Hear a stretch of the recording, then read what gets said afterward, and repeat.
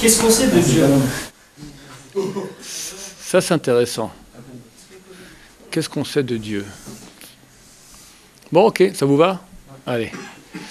Alors, ce shiur dédié à l'élévation de l'âme de Myriam Bat Raphaël ve Tamar, Zichona Livracha.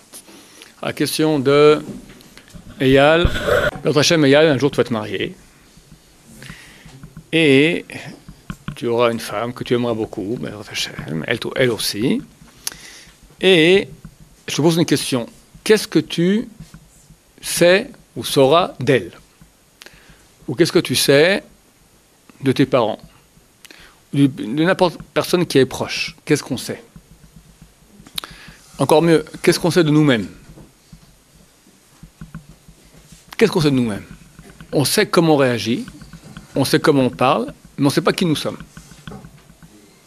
Personne ne sait qui il est. Qui il est. Je sais que moi, je peux être orgueilleux, je sais que je suis peut-être généreux, je sais que je suis enquiquinant, je sais que je m'énerve facilement, je sais qu'au contraire, je suis tout à fait... je me maîtrise. Je connais un peu mes qualités d'âme. Je m'énerve, je suis généreux, je suis orgueilleux, mais qui c'est? Qui est ce je? Personne au monde ne sait qui est ce je. La raison est très simple. Parce que le je, notre je, c'est une réalité spirituelle. Et nous connaissons que par...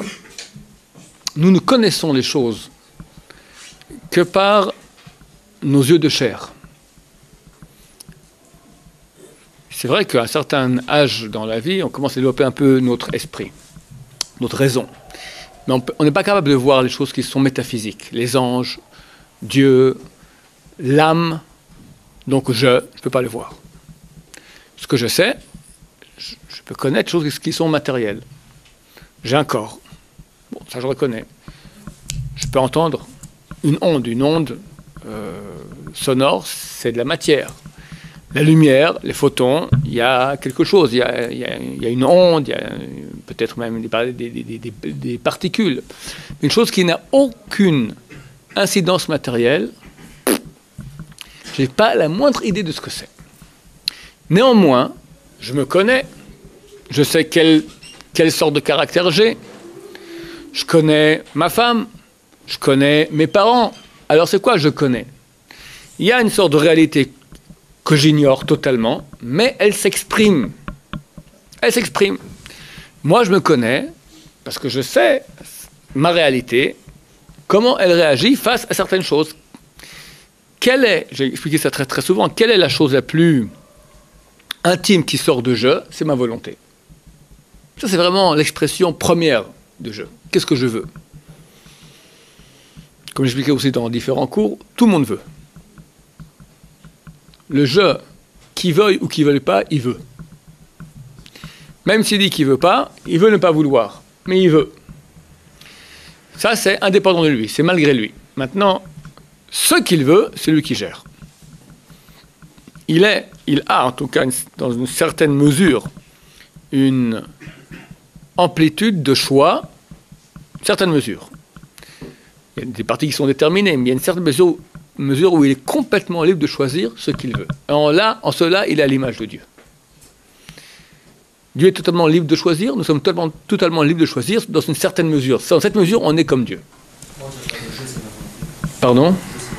Je, c'est pas ma volonté. Ma volonté est l'expression de je. Mais qu'est-ce que c'est que je? Ma volonté, qu'est-ce que c'est ma volonté?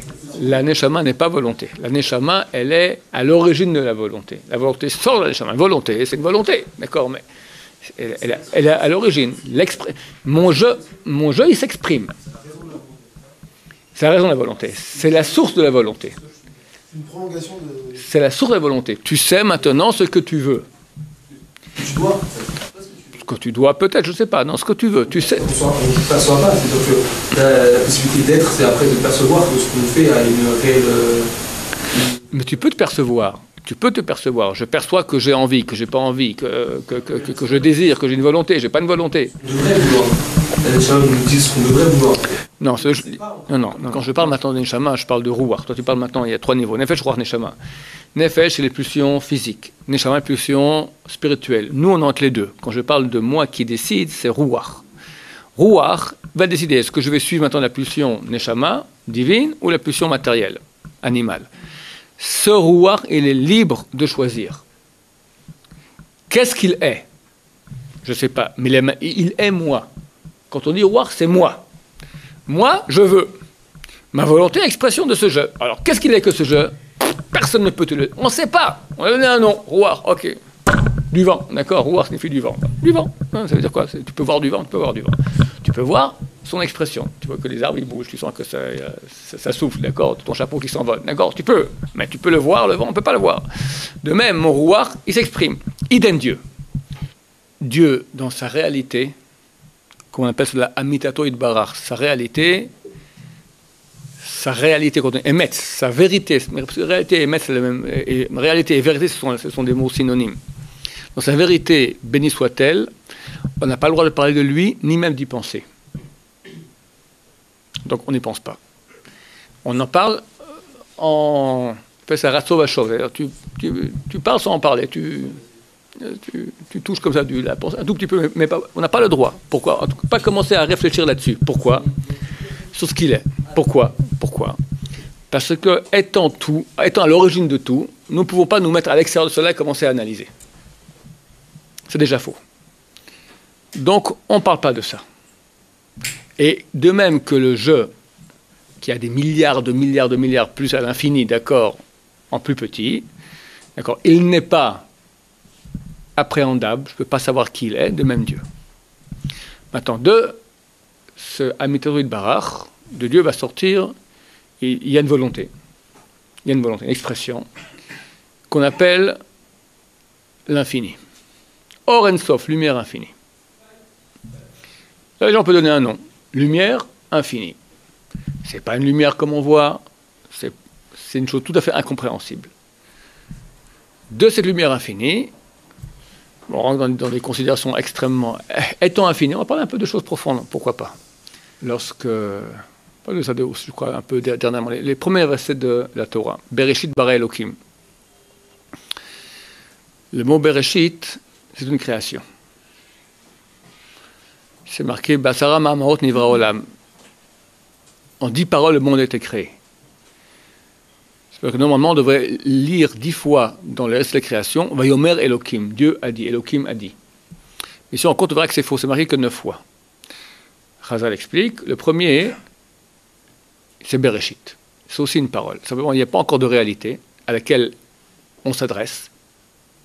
Pas de réalité. Avant qu'il y ait une réalité, il faut créer la réalité. Donc, avant qu'il y ait une réalité, tu ne peux pas en parler. Tu ne peux pas parler à une réalité alors qu'il n'y a pas de réalité. Donc, la première création, qui est la réalité première, Bereshit, est une parole aussi, une expression. Va'aretz hayta tohu vavo. La terre était tohu bohu. C'est quoi tohu bohu? Chaos. C'est comme ça qu'on traduit en mal. D'accord? C'est archi faux. Que dit Rashi sur place? Tohé, estourdissant, d'accord, traduit même en français médiéval, d'accord? C'est une chose par rapport à laquelle la personne, elle est toha.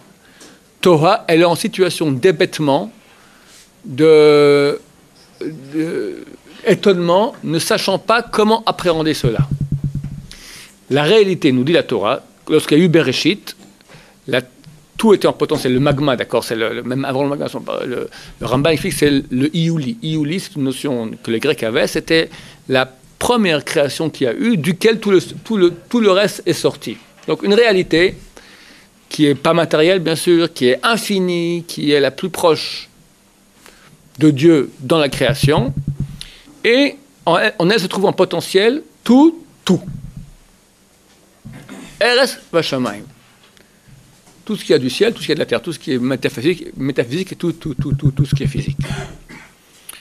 Pour le potentiel, c'est une chose qui est infinie. Je vais prendre une graine d'orange. Combien a-t-elle d'orange en potentiel, cette graine? Je regarde les graines maintenant. Je vois combien d'oranges dedans? Il y a une limite. Dans une graine, il y a infini d'oranges. Ça n'existe pas infini. Si. Potentiel, il y a un maximum. Comme il y a combien de grains de sable sur Terre? Mon cher ami, tant qu'il y aura la terre, on pourra planter maintenant cette graine. Elle va faire un oranger qui aura 300 oranges. Dans chaque orange, tu auras, je sais pas, 20 graines. 20 fois 300, ça te fait une. Maintenant, dans chacune des graines, tu as de nouveau la même chose. Et tant qu'il y aura la terre, un beau jour, il n'y aura pas de terre, mais il y aura encore la graine.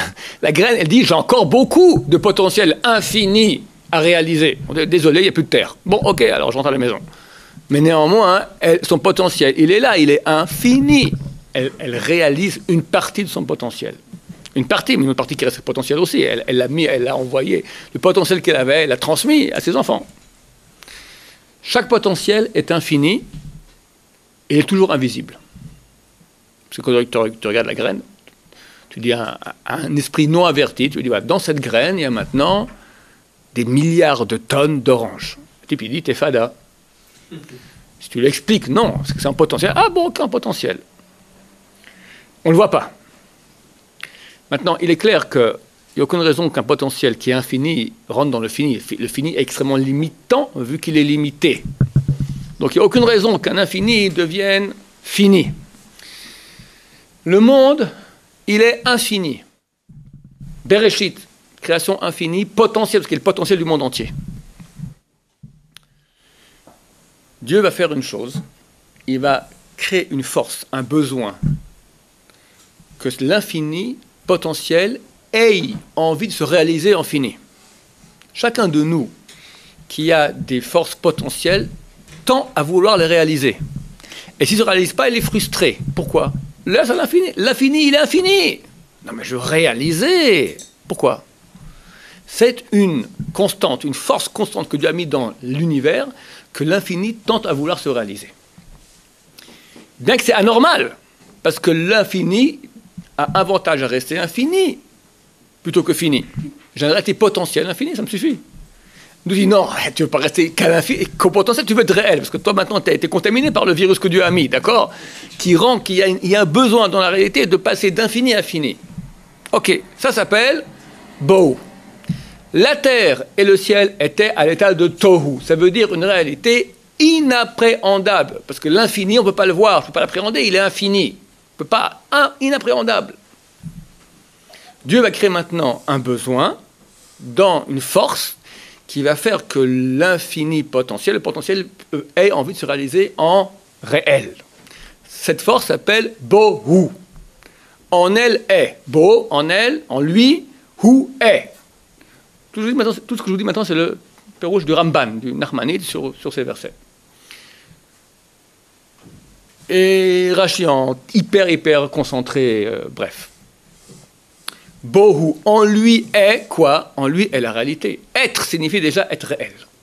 Dans ce désir que Dieu va mettre, dans cette force que Dieu va installer dans le monde, que le potentiel infini ait envie, une force, un besoin de se réaliser, en cela se trouve la réalité. Bohu. Donc on arrive maintenant à une réalité qui est finie.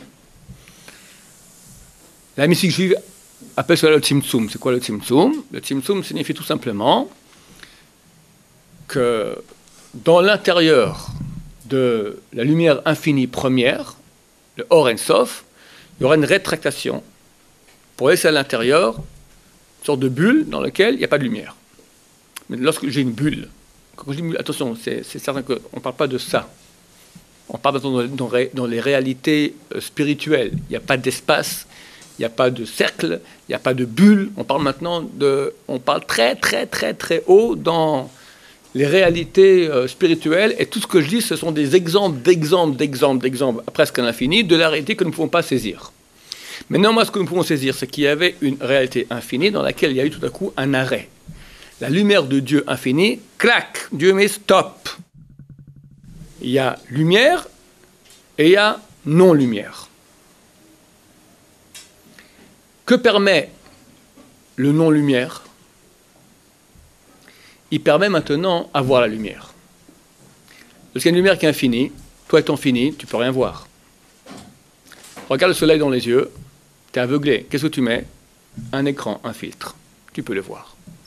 Dieu va mettre un filtre, il va arrêter la lumière et laisser passer très peu de lumière. Dans cette bulle d'accord de non-lumière, il laisse passer maintenant une lumière finie. Quand c'est une lumière finie qui passe, bohu, en cela, c'est une réalité. La première réalité est beaucoup plus haute, le tohu. D'accord? La lumière bereshit, elle est première, elle est beaucoup plus grande, mais elle est invisible pour nous, on ne peut pas la voir. On est tohé, on est en état d'étourdissement, d'étonnement, d'hébétement, d'ébahissement face à cela. Dieu maintenant mettre un écran, il met bohu et il va nous dire Yehi Or, qui est lumière. Il met maintenant il envoie de la lumière, mais une lumière qui est dans le fini, donc on peut la voir. Et Rabbeinu Bachaye, qui est l'élève du Ramban, c'est un livre très très concentré, très dur. Son élève Rabbeinu Bachaye a beaucoup expliqué des notions qu'on ne peut pas comprendre dans le Ramban. Je recommande beaucoup sa lecture. Il explique là-bas en 3, il explique d'après le sens simple, d'après le 4-4, le sens simple, le remez, drash et le sod. Même l'après Kabbalah explique des choses, on peut essayer un peu de voir comme ça, bien qu'on ne comprend pas grand-chose. Alors là-bas, il explique ce que je suis en train de vous dire. C'est-à-dire que lorsque Dieu a créé la lumière, il y a Hi Or, qui est une lumière, c'est marqué après Vaihi Or. Il y eut lumière. Il pose une question. Jamais dans le récit de la création, c'est marqué comme ça. C'est marqué que Dieu va dire, par exemple, Yima'od Bashamaim, qui est des astres dans le ciel, Vaihi, il y a eu, Chen, il fut ainsi. Chen, c'est pas marqué, il y a eu lumière. Pourquoi tu dis il y a eu lumière? Dis, Yehi Or, qui est lumière, Vaihi Chen, et ainsi il fut ainsi. Pourquoi tu dis il y eut lumière? Il dit, c'est pas, il y eut lumière, c'est un passé qui te dit, c'est pas cette lumière maintenant. Quand Dieu a dit qu'il y ait lumière, il y eut lumière, et par que il te dit la lumière qui avait tout au début, celle de Bereshit, qui était Tohu, qui était infinie, qu'on ne pouvait pas l'appréhender, c'est cette lumière maintenant que tu vois. C'est la même, il n'y a pas de, c'est la même lumière. Donc en fait, quand on dit Yehi Or, qu'est-ce qui a été créé? L'obscurité. La première lumière, elle était tellement lumineuse, tellement infinie, on ne pouvait pas la voir. Dieu a mis un écran qui me permet après de voir la lumière. Quand on dit maintenant, il y a lumière, tu me dis sous-entendu, cette lumière que je vois, elle est après filtrage, après écran. On est passé d'infini à fini. Du moment qu'on est passé... Oui, tu as une question. Quand on dit arrête, c'est toute la réalité physique en potentiel. Physique, c'est tout ce que tu as de physique. Physique. C'est Saturne, c'est la galaxie d'Andromède, tout ce qui est physique. D'accord? Shamaim, c'est tout ce qui est métaphysique. Dès lors, qu'est-ce qu'on a gagné? Qu'on a un passage d'infini à fini. La lumière divine. Bon, ce que je vous dis maintenant, c'est au niveau de la création. C'est arrivé, cette même histoire de lumière, est arrivée aussi au niveau de la divinité elle-même. La divinité qui veut s'exprimer, elle peut pas s'exprimer parce on peut pas la voir. Alors, dans sa lumière, elle crée aussi un écran qui permet après que la divinité puisse s'exprimer dans un monde qui est fini. À un point tel qu'on arrive à un moment à une chose qui s'appelle des noms de Dieu. Et les gens posent des questions, comment Dieu peut avoir un nom? Un nom, c'est une chose qui est finie, qui est définie, qui a des limites. Or, Dieu est illimité, infini. Impossible qu'il y ait des noms dans l'infini. C'est un nom de Dieu. C'est quoi un nom? Un nom, c'est un moyen d'appréhender une manifestation d'une réalité. Je m'explique. J'habite sur une île déserte. Quelqu'un est né sur une île déserte. Est-ce qu'il a un nom? Pas de nom. Le nom, c'est lorsqu'il y a quelqu'un qui veut s'adresser à toi, alors il t'appelle par ton nom, ça veut dire tu lui donnes, en donnant un nom, tu lui dis je m'appelle ainsi, tu lui donnes une possibilité de s'adresser à toi. Quand Dieu donne son nom, il nous donne une possibilité de s'adresser à lui. C'est-à-dire que Dieu a fait, c'est ça le grand cadeau qui s'appelle la Torah, parce que toute la Torah sont les noms de Dieu, c'est que Dieu nous a donné le moyen de pouvoir s'adresser à lui, de nous brancher avec sa réalité qui est infinie. Comment? Il a fait un miracle extraordinaire, qui est, il a habillé l'infini d'un habit. Et que maintenant l'habit, vu qu'il est dans le fini, je peux l'appeler. Et de même que l'habit, c'est marqué « Ote or kasalma ». Dieu s'enveloppe de lumière comme une robe. Yehi or, lorsqu'il y a eu la lumière première, d'accord, que je peux voir, Yehi, C'est le Bereshit, après écran, qui passe maintenant. Elle a un habit, mais l'habit permet de voir maintenant qu'il y a quelqu'un. Sans l'habit, je ne pourrais pas voir Dieu. L'habit, il cache, mais en cachant, il permet de voir. Donc Dieu, quelque part, nous donne ces habits qui sont... quelqu'un d'extra mince ne mettra jamais un XXXL. D'accord? L'habit ressemble un peu, et on va dire, est à l'image de ce qu'il habille. Le nom de Dieu reflète, en tout cas, sa volonté. Qui il est, on ne sait pas, on ne saura jamais. On ne peut même pas en parler. Mais en tout cas, le nom est la manifestation de sa volonté. Quand Dieu s'exprime par son nom qui est Yud Ke Vav Ke, c'est une manifestation de sa volonté. Donc, qu'est-ce que nous savons de Dieu? Nous savons de Dieu ce que Dieu veut bien nous montrer de lui-même, c'est-à-dire lui. Lui, c'est Yud Ke Vav Ke. Comme quand ma femme me demandera qui je suis, elle me dira dévoile-toi à moi, je lui dirai qui je suis, mais dans un langage fini. Je pourrais qu'exprimer des expressions de je, mais le je, moi-même, je ne sais pas ce qu'il est. Bon, Dieu connaît qui il est, d'accord? Moi, étant dans le fini, je ne peux pas connaître l'infini. Mais je vais essayer, il y aura un passage de cette notion que je peux pas saisir le je vais l'exprimer, la manifester avec des mots, même un sentiment. Quand quelqu'un aime beaucoup sa femme, d'accord, il lui dit je t'aime, ok, c'est très gentil, à la radio aussi, il chante comme ça. Ok, et des fois, l'expression d'un sentiment, on perd quelque chose. On perd quelque chose. Des fois, des gens écrivent un bouquin entier pour exprimer une idée. Et encore, c'est pas bien dit tout à fait. C'est certain qu'il y a un passage. Rien que l'expression d'une idée ou d'un sentiment, il y a un passage d'une chose spirituelle à matérielle. Il y a une perte. Mais elle permet à l'interlocuteur d'entendre qui on est. Dieu va faire la même chose. Alors, perte, il n'y a pas de perte, parce que Dieu n'est que vérité. Il va me montrer maintenant son nom. Son nom, c'est en fait comme si tu veux son visage. Quand je prie à Dieu.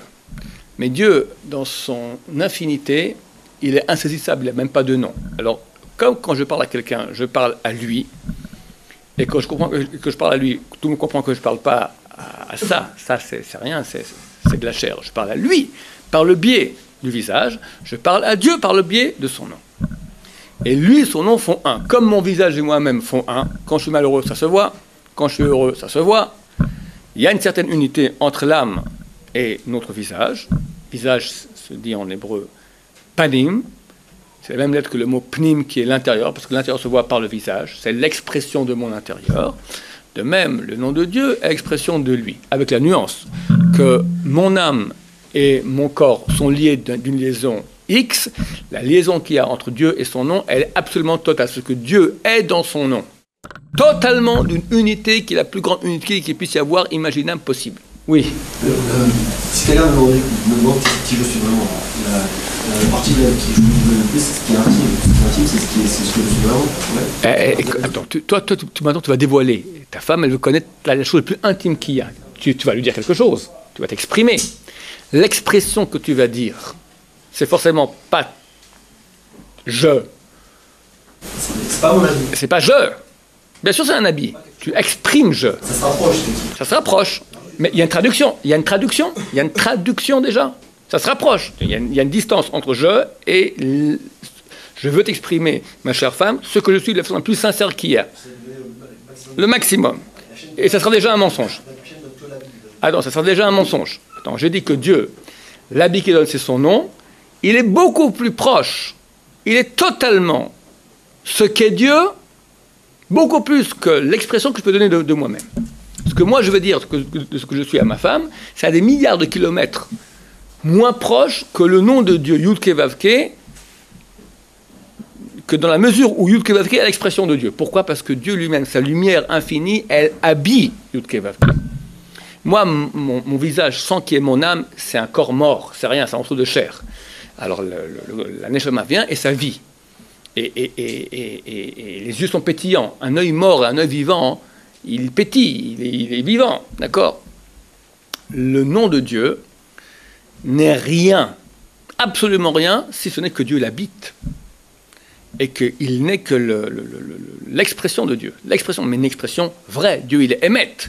Moi, quand j'exprime à ma femme qui je suis un grand menteur. Bien que je veux être le plus vrai possible, mais c'est une traduction trahison. Regarde, quand on dit connaître le nom de Dieu, c'est pas que Yud-Ké Vav-Ké. C'est tout ce que ça comporte. Ça, c'est la mystique juive qui va en parler. C'est des mondes et des mondes et des mondes. Et les noms de Dieu, c'est la Torah. La Torah égale les noms. Ce sont les noms de Dieu. Ce sont les noms de Dieu. C'est sa volonté, il est l'expression de sa volonté.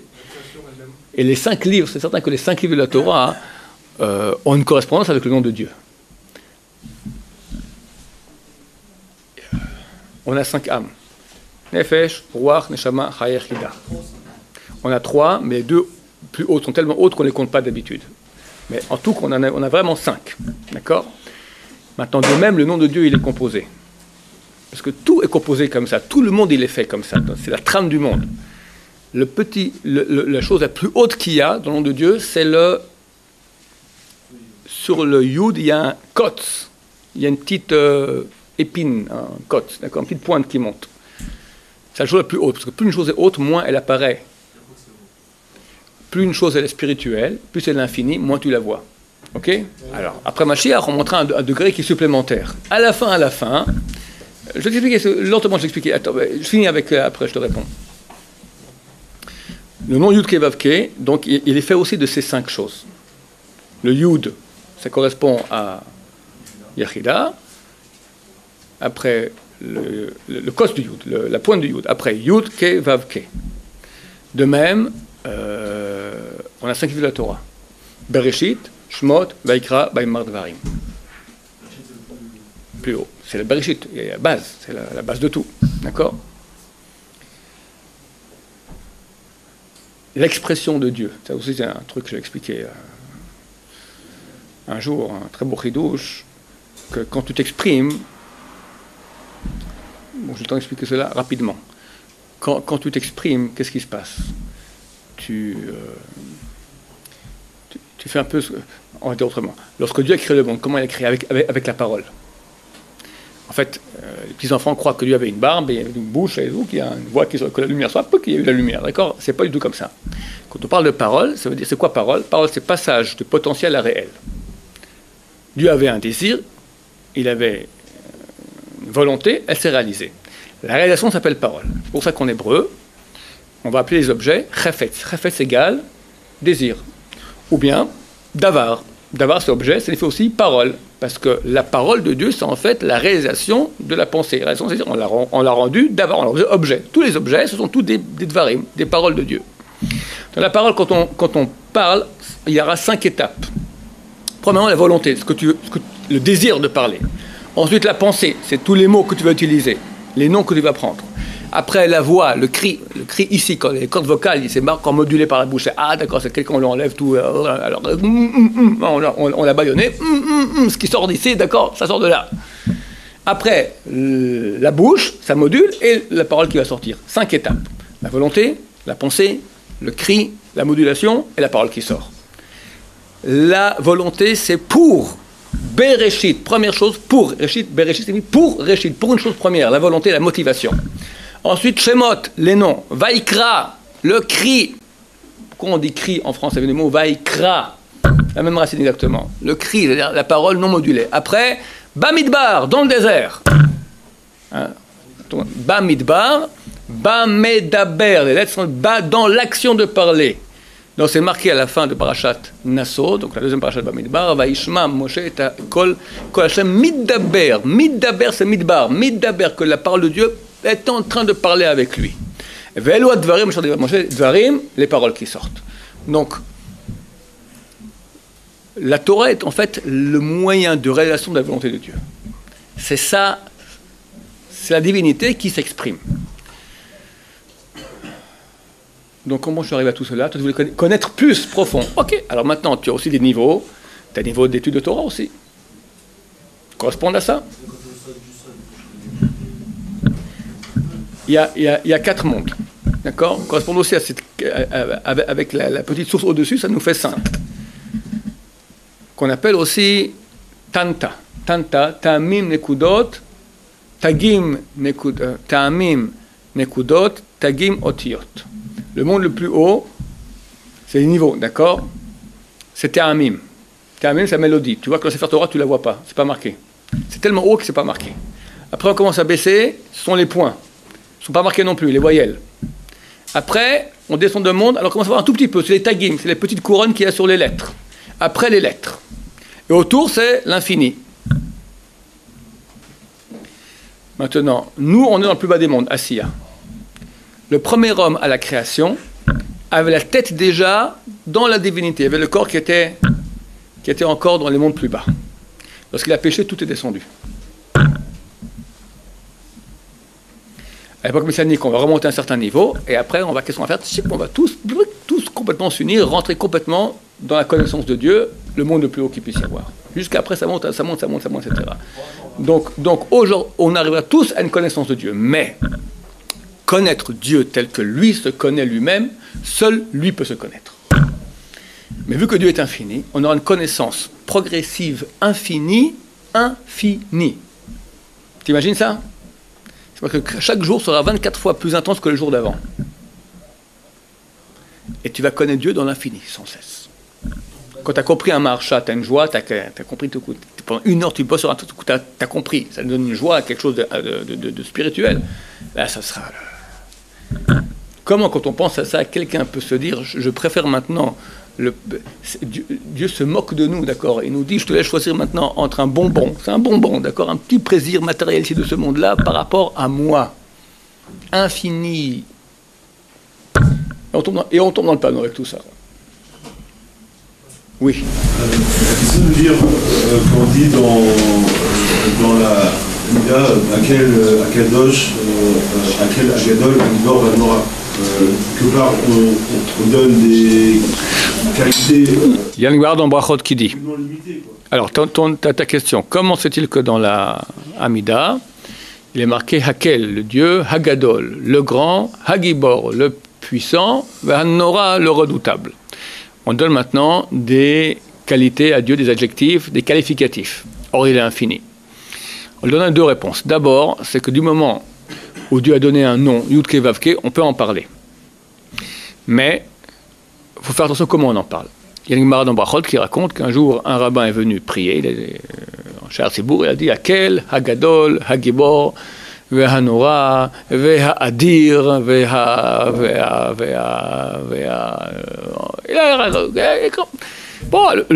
son rave prof, d'accord, l'a écouté, enfin, c'est tout. C'est tout ce qu'il est. Continue. Il est infini, donc tu finiras jamais. Alors la réponse est la suivante. On ne peut pas limiter Dieu aux adjectifs qualificatifs, qu'est-ce qu'il est, qu'est-ce qu'il n'est pas. Pourquoi est-ce que nous on dit Hakel, Hagadol, Hagibor, Hanora? Parce que Moshe Rabbeinu, sous la dictée de Dieu, a dit ça dans la Torah. Il y a un verset dans la Torah où Moshe dit, dans Sefer Dvarim, Hakel, Hagadol, Hagibor, Hanora. S'il ne l'avait pas dit, on ne l'aurait pas dit nous. Nous non plus. Parce que Dieu a bien voulu lui-même dévoiler de lui-même, ça on peut l'utiliser. Oui. Juste de la même façon que le nom d'Hachem permet de dévoiler ce qui est Hachem, oui. Parce que la création matérielle aussi, ça paraît un peu étonnant, mais est-ce que la création matérielle, c'est la nature de l'homme, est-ce qu'il est également aussi justement... L'homme en tout cas c'est certain, parce qu'on est vraiment à l'image de Dieu. Je prends un escargot, c'est un peu difficile de voir. Dans un escargot, tu as aussi Yudke Vavke, c'est clair, mais il faut y aller pour le voir. Dans l'être humain, oui. Parce que nous sommes vraiment Mibessari Cheze Eloka. Par ma chair, je peux voir Dieu. Vous voyez que tout ce que j'ai donné comme cours sur Dieu, j'ai fait sur moi et mon âme. Parce qu'on fonctionne par le même système. Moi, mon langage, l'expression, on a 613 mitzvot à faire. Pourquoi? Parce que nous sommes nous-mêmes construits de 613 365 veines, 248 organes. Mais nous sommes à l'image de Dieu, c'est-à-dire que dans la réalité divine, il y a aussi 613 lumières spirituelles divines. Et lorsque nous faisons des mitzvot, on amène ces lumières sur nous-mêmes. Donc, je suis ma matérialité, mon corps, il est fait à l'image des mondes supérieurs, c'est clair. Ce fameux escargot, il est en quelque sorte le reflet de la volonté d'Hachem. Oui, c'est vrai, il y a là-dedans, mais c'est difficile. Tu prends, lorsqu'on lit la Lune de Shavuot, on lit du Zohar, d'accord? On parle maintenant des mondes supérieurs. Bon, on parle de la moustache de Dieu, de la barbe, des sourcils, comment ça descend, tout ça, dans le moins de détails. nous on lit ça, ça a l'air même. Et les grands trucs de Kabbalah sont là-dedans. Allez, parce que de façon imagée, on parle de la Ishlashut Olamot, comment le flux divin depuis le Ein-Sof, depuis l'infini, descend jusqu'à pouvoir s'adresser à nous. Baruch Adonai, Amen.